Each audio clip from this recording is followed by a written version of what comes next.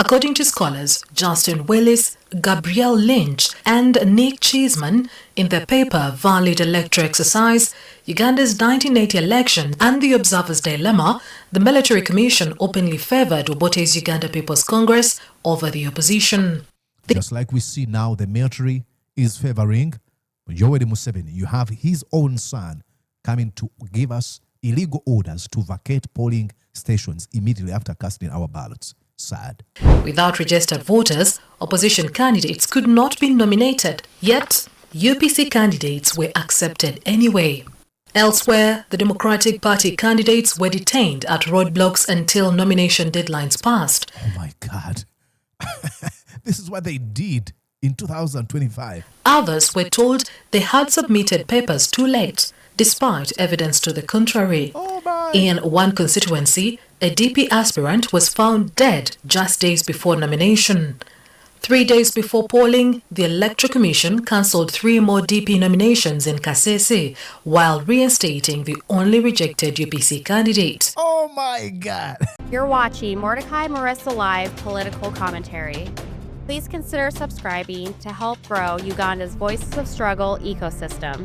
Thank you. I cannot appreciate you enough for using your valuable time to always go on social media, break down things for people.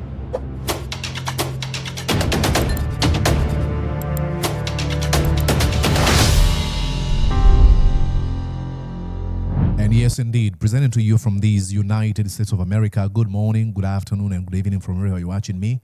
My name is Mordecai Marissa, and you're welcome to Mordecai Marissa Live.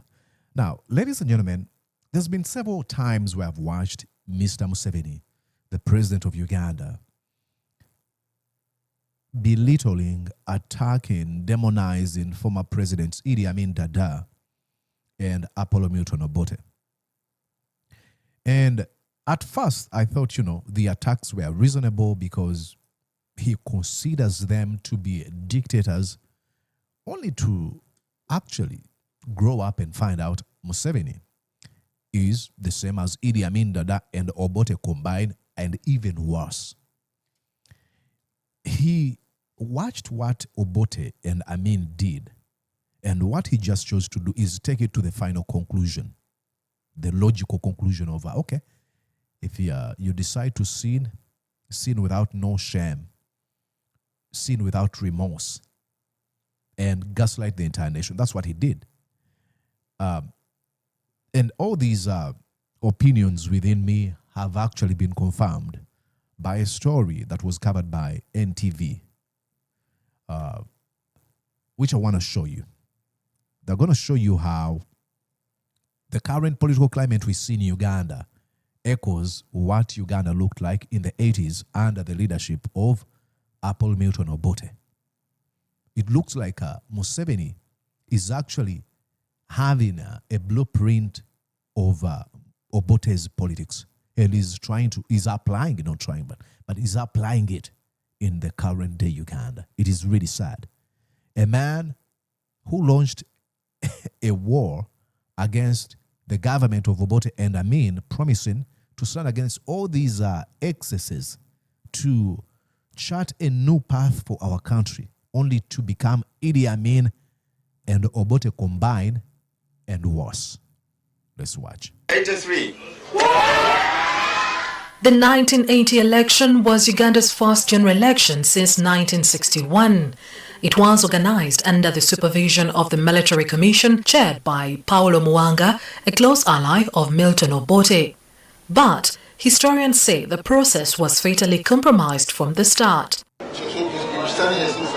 Just like we see in Uganda in 2026. According to scholars Justin Willis, Gabrielle Lynch and Nick Cheeseman, in their paper Valid Electoral Exercise, Uganda's 1980 election and the Observer's Dilemma, the Military Commission openly favoured Obote's Uganda People's Congress over the opposition. Just like we see now, the military is favouring Museveni. You have his own son coming to give us illegal orders to vacate polling stations immediately after casting our ballots. Sad. The nomination process, they write, was riddled with irregularities. UPC candidates were nominated in 125 out of 126 constituencies. 14 of those seats were uncontested, not because there were no challenges, but because opposition candidates were never nominated. Ladies and gentlemen, you can replace NRM with UPC and replace Obote with Museveni, and everything just looks the same. Gosh. The UPC or the Democratic Party or any other party has evidence of elections not having been done according to law, or the provision is there in the law, we would go to the courts. We would not accept even a UPC member sitting in parliament if he was not properly elected. In West Nile, opposition candidates failed to qualify after armed attacks disrupted voter registration, forcing tens of thousands from their homes. Without registered voters, opposition candidates could not be nominated, yet UPC candidates were accepted anyway. Elsewhere, the Democratic Party candidates were detained at roadblocks until nomination deadlines passed. Oh my God. This is what they did in 2025. Others were told they had submitted papers too late, despite evidence to the contrary. In one constituency, a DP aspirant was found dead just days before nomination. 3 days before polling, the Electoral Commission cancelled 3 more DP nominations in Kasese, while reinstating the only rejected UPC candidate. Oh my God. Museveni is, oh my Lord, is Obote 2. Obote 2.0 actually. Fast forward to today, and critics say Uganda may be reliving parts of the past. I don't think reliving parts, unless you say to a larger extent, the current present day is dangerous, more danger than the one in the past.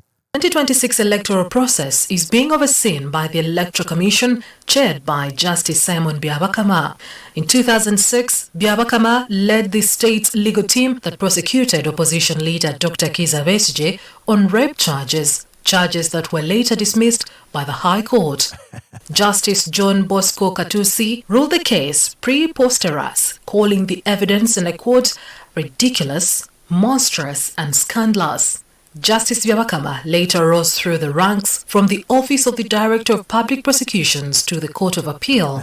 Now he is managing his second general election.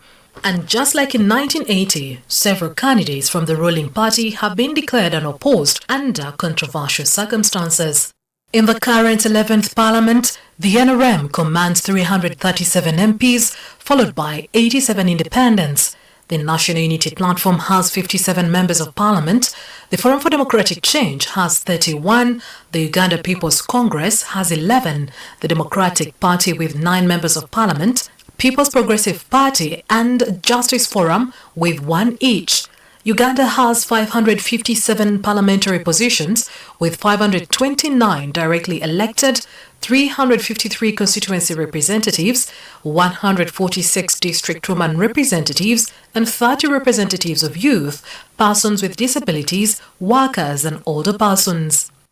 The disqualifications come as the ruling NRM party, fielding candidates in all 519 elective positions, already has 14 unopposed candidates. First was Speaker of Parliament, Anita Among, declared unopposed for Bukedia District Woman Representative. And we all know how she was declared unopposed. Challengers from the National Unity Platform, FDC, and independent ranks were removed from the voters' register. A court petition claimed they were not native to Bukedia. How are these people able to laugh, like to smile, knowing that they are criminals, that they are breaking the law? I don't know. Support that he has given me for me to be unopposed today. The Electoral Commission later supported that claim in court, confirming their deletion from the register. Another potential challenger, Florence Asio, failed to appear on nomination day. Allegations of kidnap swirled until a video emerged in which Asio denied it, citing family pressure. My name is Asio Florence, the NUP flag bearer for Woman MP Bukedia District. I am here to clear the air and the rumors going around that I was kidnapped by the Right Honorable Speaker, Anita Mo, as alleged by my party. In that case, I wish to categorically make it clear to everyone that I was not kidnapped. Days later, she appeared at an NRM rally pledging allegiance to the ruling party. Your Excellency, I also have your daughter Florence. Florence, come over. Imagine that, forcefully co-opting people. And you know, the point at which these folks usually choose to convert, it is after coercion and intimidating them in situations, confiscating their properties and bringing all types of intimidations to them. And the only option they have, usually from at the advice of their friends and family, be like, hey, why don't you give up? And they end up being unveiled as new members of the ruling NRM. Sad. Have your daughter Florence. Florence, you're young, run. Whom Noop said he had brought to stand against me. She's my daughter. Thank you. Thank you so much. She has never been in Noop. She's not even a politician. The Deputy Speaker, on the other hand, Thomas Tayebwa, was another charlatan right there. Also declared unopposed. Opposition candidate Osbert Kato says he was blocked from nomination despite meeting all requirements. Typical UPC. Meanwhile, in Nebi, NRM's Fiona Nyamutoro was declared unopposed after the Electoral Commission nullified her rival's nomination, citing disputed supporters' signatures. I was denominated by Biamukama because of certain issues. When we went to the tribunal, they checked the signature, and Biamukama told us we should go back and campaign. He will communicate to us. Up to now, he did not communicate to me. I saw each and everything on phonics. After her being announced unopposed, they gave her the declaration form. In Kasambia, NRM's MP David Kabanda petitioned the Electoral Commission to block his only remaining rival. Imagine. Another opposition contender had already been jailed on forgery charges. Oh my God. Allegations his party calls politically motivated. Section 28 of the Parliamentary Elections Act requires any person aspiring to be nominated as Member of Parliament to present names and signatures of a minimum of 10 registered voters in the constituency. Each seconder must state their village, occupation, and personal voter registrations. Section 4 further requires that anyone nominated for an MP seat must have completed a minimum formal education of advanced level standard. Post candidates include the Vice President, Jessica Lupo, Yeah, no, post candidates. who is also contesting. The Vice President. Yeah, it's embarrassing. It's so funny, these people. Let me ask a question here. I've always asked it. These people usually want to pretend, like they are this strong, they are popular. But when their popularity is put to a test, they cower, they run away. Like, if you're known to be loved as you claim, subject yourself to a contest that gauges, that measures your popularity. Why do you have to continue going through these back doors and tell us that you're popular? For the Katakwe woman MP seat, Ofono Pondo, who is seeking to represent older persons of Eastern Uganda, Lilian Paparu for Arua woman MP, Catherine Akumo representing older persons, Ruth Rijoki for Kiruhura woman MP seat, Emily Kugonza from Buyanja East, Joy Wako representing older persons, Geneva Nalongo, Ruberizi District woman MP representative, Emmanuel Banya from Koboko District, Boniface Okot, Youth MP Northern Region, and Laura Kanushu, persons with disability, female national. By December 23rd, at least 11 parliamentary candidates had been disqualified, the majority from the National Unity Platform Party. They include Matthias Walukaga from Busiro East, Charimpa Resti, Isinjiro Woman Member Representative, Ernest Ayen, Northern Youth MP, Abedichan Masi Rebecca for Nebi Woman MP, Ongelech Charles, Kachumbala and Bukedea, Ntanda Sharif for Isinjiro North, and Ategeka Christopher for Wiyanja County. Wow. The disqualification of Mr. Daniel Mulidire, a former police officer contesting against Moses Ashim Magogo in Budiope East, Buyende District, is the latest case. On December 23rd, Justice Byabakama informed Mulidire that he had failed to attach proof of resignation from public service at the time of nomination. However, a letter surfaced on social media showing his resignation had been approved months earlier. The law says 90 days before nomination, you should have resigned if you're a civil servant. This person did it over 1.5 years, way before. Imagine. And now they are saying we are denominating you because apparently you did not attach your resignation document. So what if somebody within the EC plucked off that resignation document and now they are saying you did not attach it? But number two, even legally, how do you require that I prove I was once a civil servant? What if I was a civil servant 20 years ago and now showed up for nomination? Across the country, opposition supporters and candidates have been arrested, charged with offences the opposition calls fabricated. NUP candidates in Nakawa and Kampala Central are behind bars, accused of illegal drilling. Others, including prominent party mobilizers, have been on remand for months. Dr. Kiza Besije, a full-time presidential challenger, has spent more than a year in prison. Robert Chagulanyi, also known as Bobby Wine, remains free, but his supporters continue to face arrests. Typical Milton Obote. That's Milton Obote 2.0. It is Museveni. We never changed a thing. And that is something that has really led a number of people to completely give up on politics and leadership. More especially those that sacrificed in the 80s, who hid soldiers or rebels, if you may, who fed them, who mobilized for support, funds for them, only to see Museveni betraying everything they had been promised.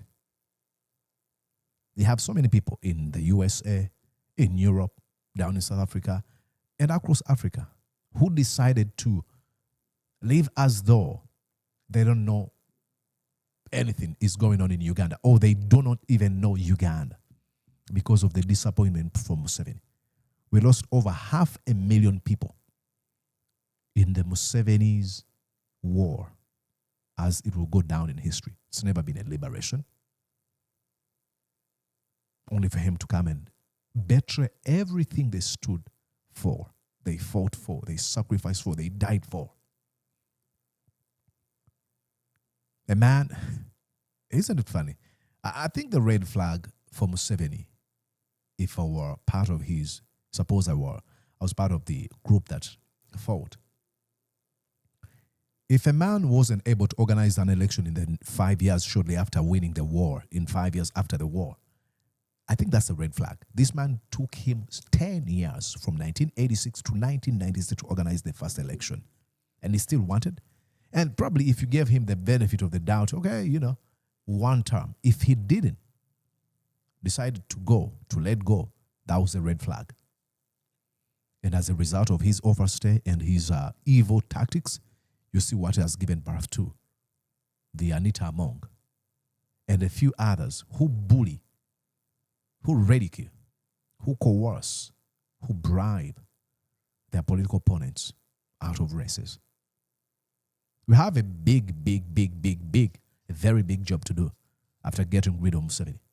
Getting rid of Museveni will be just the beginning of a huge task. Dismantling Musevenism as a system that is known as a system built on the pillars of coercion, bribery, lawlessness and impunity,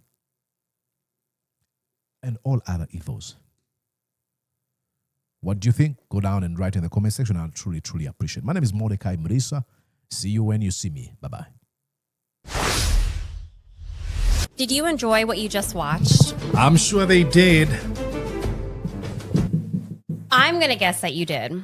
How about you consider subscribing to Mordecai Marissa Live YouTube channel? Thank you.